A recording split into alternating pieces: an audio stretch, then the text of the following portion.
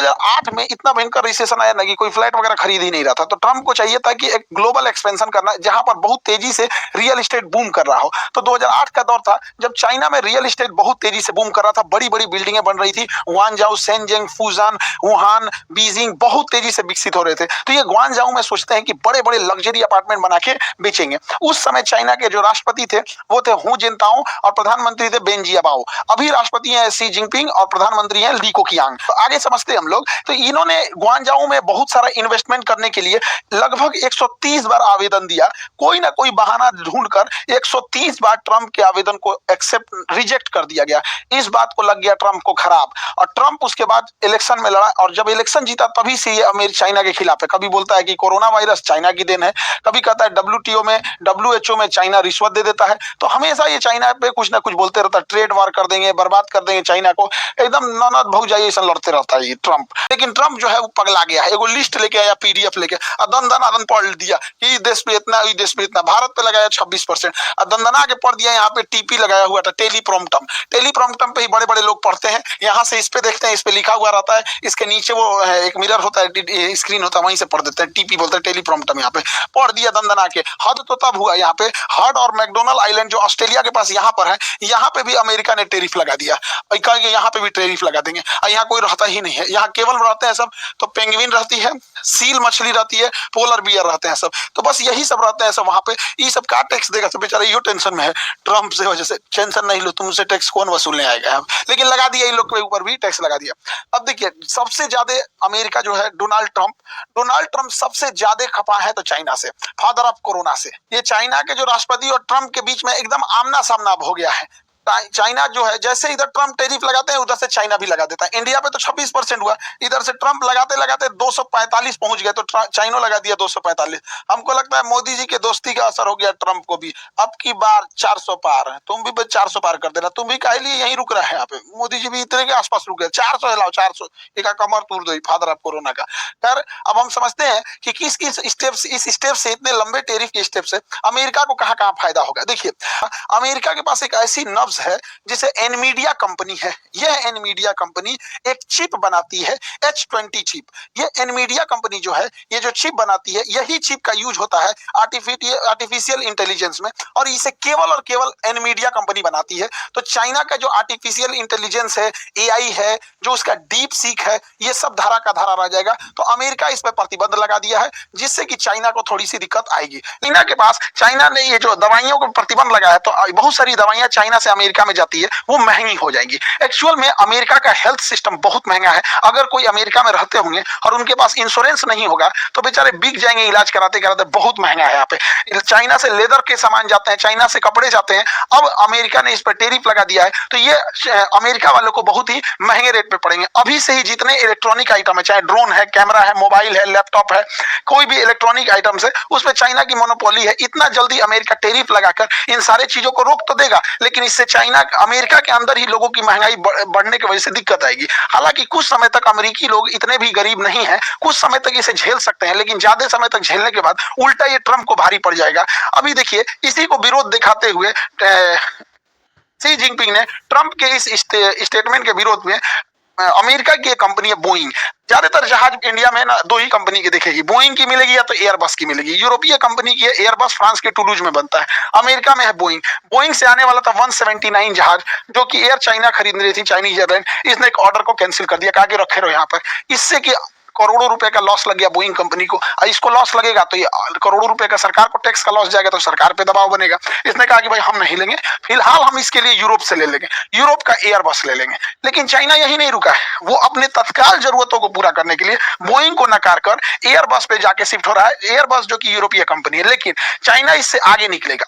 वो ना बोइंग का जहाज लेगा, ना वो एयरबस का लेगा। चाइना अपना बना रहा है C919। C91 चाइना का जहाज है, बहुत बेहतरीन है और अच्छे से ट्रायल करके चाइना ने बना ही लिया। और साथ ही रसिया ने भी बनाया है MC-121, ये भी जहाज है। तो फ्यूचर में चाइना अपना मेड यूज रखेगा और कुछ रशियन जहाजों को रखेगा। ये और भी बेहतर है MC-21, ये बहुत ज्यादा चौड़ा है, कंफर्टेबल है। इस सब में तो लगता है मुर्गी दरबा में घुसा दिया है। तो चाइना जो है वो इकोनॉमिकल वार वैसे ही लड़ता है जैसे जमीनी लड़ाई पर इजराइल लड़ता है। इजराइल की नीति है तुम थोड़ा सा मारो, हम तुमको घर घुस घुस के मारेंगे। चाइना कहता है हमको लड़ाई नहीं लड़ना, हम फाइनेंशियल इकोनॉमिकल लड़ाई लड़ेंगे और घुस घुस के मारेंगे वहां पर। तो इसी वजह से चाइना भारी पड़ता दिख रहा है। चाइना की जो सबसे बड़ी ताकत है वो रेयर अर्थ मेटल है। रेयर अर्थ मेटल उन मेटल को कहते हैं जो बहुत कम मिलते हैं, और दुनिया के रेयर अर्थ मेटल पे 70 से 80% चाइना है। ये रेयर अर्थ मेटल बहुत जरूरी होते हैं। ये मिसाइल में, रडार में, जहाज में, इसका एयरक्राफ्ट शटल में, अंतरिक्ष में, जहां जहां टिपिकल चीज होती है वहां रेयर अर्थ मेटल लगे होते हैं। और ये रेयर अर्थ मेटल जो होते हैं वो चाइना के पास है। और चाइना ने कहा है कि हम अमेरिका को निर्यात नहीं करेंगे, अमेरिका को एक्सपोर्ट नहीं करेंगे, ना ही किसी अन्य देश को करेंगे। चाइना इतना होशियार है कि अमेरिका को नहीं करेगा, मान के चलिए वो थाईलैंड को करेगा तो अमेरिका थाईलैंड से खरीद लेगा, इंडोनेशिया को करेगा तो अमेरिका इंडोनेशिया से खरीद लेगा। तो चाइना ने कहा कि रुक, तुम ज्यादा उड़ता है अपनी मिसाइल, जहाज, हेलीकॉप्टर, अंतरिक्ष, टेस्ला मोटर, स्पेस एक्स पे ना ले, तुमको रेयर अर्थ मेटल नहीं देंगे और बाकी किसी को देश को भी नहीं देंगे, ताकि उसको पता चले, ताकि तुम अमेरिका पहुंचा सको। और ये चाइना की सबसे बड़ी ताकत है, रेयर अर्थ मेटल। सैटेलाइट में भी रेयर अर्थ मेटल यूज होता है, कोई शटल भेजने में, कोई अंतरिक्ष एंटीना के लिए भी ये रेयर अर्थ मेटल कुछ कुछ होते हैं जो बहुत जरूरी होते हैं। भारत में रेयर अर्थ मेटल ज्यादातर हम लोग को अरुणाचल प्रदेश से मिलता है। अब जैसे देखिए सुपर कंप्यूटर हो गया, इसमें भी चाहिए रेयर अर्थ मेटल। इसी सुपर कंप्यूटर की मदद से बड़े बड़े जो बड़े स्काई स्क्रेपर्स बिल्डिंग होते हैं उनका स्टेबिलिटी टेस्ट होता है, लोड टेस्ट होता है, उनकी डिजाइन टेस्ट की जाती है। इवन यही सुपर कंप्यूटर है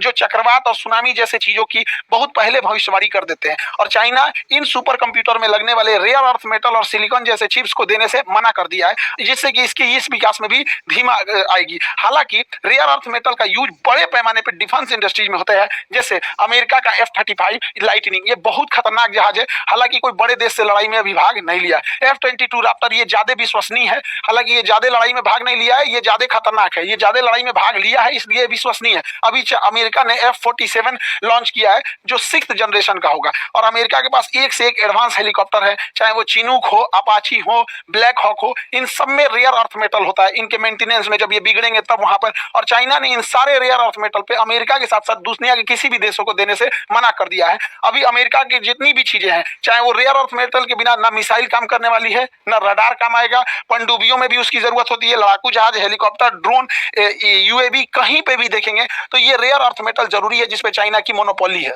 रेयर अर्थ मेटल के बाद चाइना का दूसरा सबसे पावरफुल चीज होता है सिलिकॉन। सिलिकॉन दुनिया में सबसे बड़ा सिलिकॉन उत्पादन में चाइना और ताइवान आते हैं। तो सिलिकॉन के मामले में चाइना बहुत आगे है। सिलिकॉन की मदद से ही हम इंटीग्रेटेड सर्किट आईसी चिप बनाते हैं, कंप्यूटर का कोर बनाते हैं, कोई भी पीसीबी बोर्ड बनाते हैं। इलेक्ट्रॉनिक आइटम्स बिना सिलिकॉन के नहीं बन सकता, इसमें भी चाइना की पूरी तरह से मोनोपोली है। ग्रेफाइट के मामले में चाइना पूरी दबदबा रखता है। ग्रेफाइट का यूज हम लोग स्नेहा के रूप में, लुब्रिकेंट के रूप में करते हैं, मशीनों में घिसावट को रोकने के लिए। जैसे हम कैरम बोर्ड में खेलते हैं, घिसने लगता है तो पाउडर छिड़क देते हैं, जिस वजह से वो फिसलता है। हालांकि इसमें ये ग्रेफाइट छिड़कते तो और अच्छा से फिसलता है, लेकिन करिया हो जाता, दिखबे नहीं करता। इसलिए मशीनों में लुब्रिकेंट के रूप में ग्रेफाइट का यूज किया जाता है। परमाणु बिजली घर में भी ग्रेफाइट का यूज होता है, बैटरी में भी ग्रेफाइट यूज होता है, पेंसिल के नोक पे भी ग्रेफाइट का यूज होता है, बहुत जगह होता है। और ये चाइना इस पे भी अपनी मोनोपोली जमा के रखा है। जब ये जो ट्रेड वॉर चल रहा है ना, इस ट्रेड वॉर में बहुत घाटा होने वाला है अमेरिका को। ये बेवकूफ को समझ में नहीं आ रहा है, ट्रंप को। तुम नहीं पढ़ा है, तुमको कहां से पढ़ा है? देख सुन, इसको पढ़, आरसीईपी। आरसीईपी ये चाइना का ब्रह्मास्त्र है, चाइना का ब्रह्मास्त्र है। Regional comprehensive economic partnership. Regional comprehensive economic partnership ये क्या कहता है कि ये लोग आपस में व्यापार कर लेंगे। इसमें टोटल 15 देश आते हैं। अभी बांग्लादेश और श्रीलंका भी आने के लिए बोला है। 15 देश में कौन कौन आते हैं, यहां से उठाएंगे ये सब, और इसमें जापान, कोरिया और चाइना, ये सारे देश आते हैं। ये आपस में व्यापार कर सकते हैं। ऐसे व्यापार करेंगे जैसे कोई राजस्थान का व्यक्ति मध्य प्रदेश में सामान बेचना चाहता है तो उसे कोई दिक्कत नहीं होता है। लेकिन वही राजस्थान का व्यक्ति जब पाकिस्तान में बेचना चाहता है तो प्रॉब्लम्स आएगी, क्योंकि कस्टम चाहिए, सारा चीजें बहुत पेपर वर्क करना पड़ता है। तो आरसीईपी में कहता है कि हम जो 15 देश हैं, हम ये 15 देश आपस में किसी भी तरह का हम लोग ये सब चीजें नहीं लेंगे। चाइना का कोई भी सामान इजिली थाईलैंड चला जाएगा, इजिली वियतनाम चला जाएगा, म्यांमार चला जाएगा, Singapore, Indonesia, even Australia, Japan चला जाएगा, कोरिया चला जाएगा। तो ये आरसीईपी है सब। सोचिए, इससे अमेरिका को बहुत टेंशन है, क्योंकि अमेरिका ने टेरिफ लगा दिया 245%। अब कोई बेवकूफ चाइना से सामान को अमेरिका नहीं भेजेगा, क्योंकि 100 रुपया का भेजेगा तो उसमें 245 जुड़ जाएगा, महंगा हो जाएगा 245%। इसलिए वो इस रूट से नहीं भेजेगा। वो क्या करेगा कि वो आपका सामान पहले चाइना से भेज देगा सपोज इंडोनेशिया, या भेज देगा ऑस्ट्रेलिया, या चाइना से भेज देगा म्यांमार, यहाँ भेज दिया, अब वो ओरिजिन खत्म। अब आप ना चाइना पे ना लगाए हैं, लेकिन ये सब आपस में समझौता कर दिया था आरसीईपी, क्योंकि ये तो चाइना बिना किसी टैक्स के म्यांमार उतार देगा, बिना किसी टैक्स के इंडोनेशिया, ये 15 देशों में कहीं भी उतार देगा। तो आपने टैक्स लगाया चाइना पे, ये उतार दिया अपना सामान थाईलैंड, थाईलैंड से भेज देगा अमेरिका, जा यहाँ टैक्स उतना नहीं है, इंडोनेशिया से भेज देगा, जा अमेरिका, ऑस्ट्रेलिया से भेज देगा, जा अमेरिका, जा। डोनाल्ड ट्रंप मोए मोए हो गया। इसलिए कह रहे थे फाउंडेशन क्लास करना बहुत जरूरी है। आरसीईपी चाइना का ब्रह्मास्त्र है, आप चाइना पे बैन लगाएंगे, वो दूसरे देश में भेज के वहीं से पैक करके भेज देगा आपको।